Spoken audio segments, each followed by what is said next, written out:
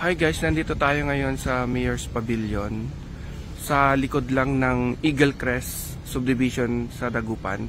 So ito po, meron pong pinaparenta dito na for seminars, itong tatlong pavilion na to. Ito, dalawa, tapos yung pangatlo doon, na pwedeng rentahan ng for every 4 hours is 1,500. Makikipag-coordinate lang dun sa City Hall. Hanapin lang daw po si Miss Malu de Vera. So ito po siya, may capacity ho siyang mga more than 50 na for parking ng sasakyan. Tapos dito, sabi nung nakausap ko kanina, pwedeng pang birthdays o anumang seminars o binyag, kasal.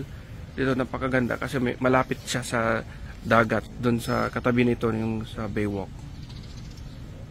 So ayan, sa mga may event, mga gaganaping mga events, pwede itong rentahan. Ang ganda, marami pang punong kahoy, malamig. Ito may mga coconut trees sa kaluwang ng parking.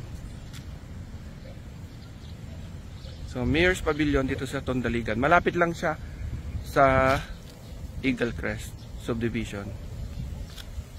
Sarap ng simon ng hangin dito.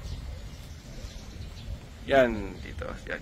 So ito yung tatlo na to. Isa, dalawa, ito, tatlo.